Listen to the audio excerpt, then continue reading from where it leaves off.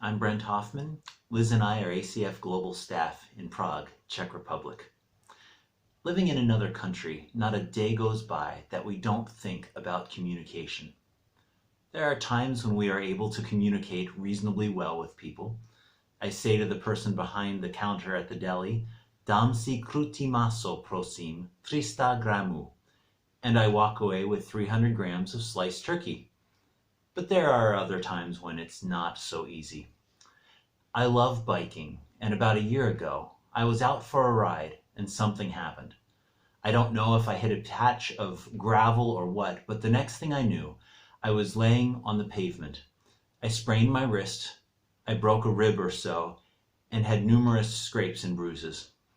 But the thing I remember most about my accident is the sound of my head crashing against the pavement.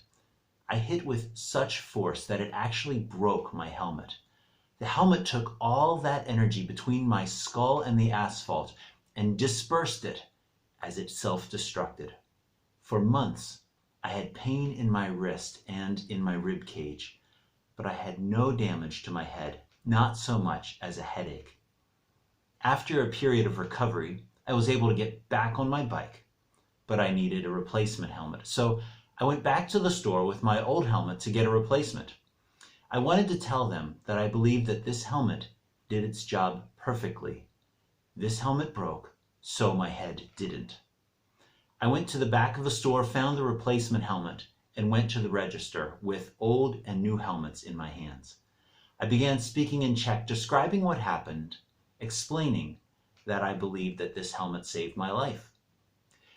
But the woman behind the register looked at me with a perplexed look. And then her questions alerted me to the fact that I wasn't effectively communicating anything along the lines of what I wanted to communicate. She was asking me if I had a receipt, as though I was dissatisfied and wanted to exchange this broken, defective helmet for a new one. I knew I was in over my head linguistically. I quickly backpedaled and simply explained that I was happy. I sheepishly finished buying the new helmet. To this day, I don't think she understands what I was trying to communicate to her. Maybe you can relate to this experience. You want to say one thing, but the words come out all wrong. Or maybe your emotions are all convoluted and you don't even have the words to express what you want to say. It happens to all of us, some of us more than others. We expect this to happen when there's a different language being spoken, but it happens even when we're speaking the same language. And it's the worst when it's to people that we're close to. For me, it's the same when I'm praying. There are times when I feel like I know exactly how to pray, exactly what I want to express to God.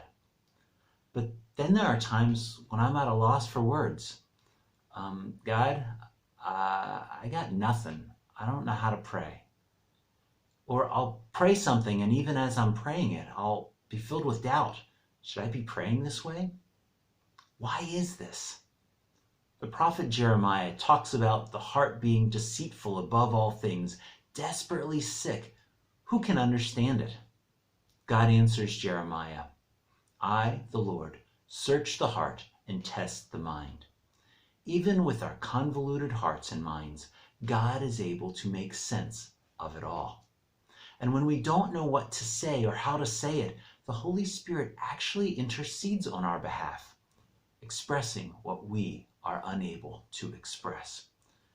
Romans 8:26 and 27 tells us that the Spirit helps us in our weakness, for we do not know what to pray for as we ought, but the Spirit himself intercedes for us with groanings too deep for words. And he who searches hearts knows what is the mind of the Spirit, because the Spirit intercedes for the saints according to the will of God.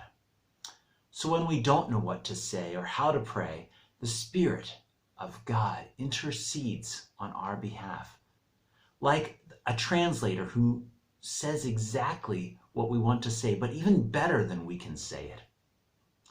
On a regular basis, we use Google Translate, and most of the time it helps us make sense of things when the words and their meanings aren't adding up. But occasionally, it messes things up, and usually to humorous results. Liz was looking for a facial cleanser one time, but the label on the bottle said sewage muck.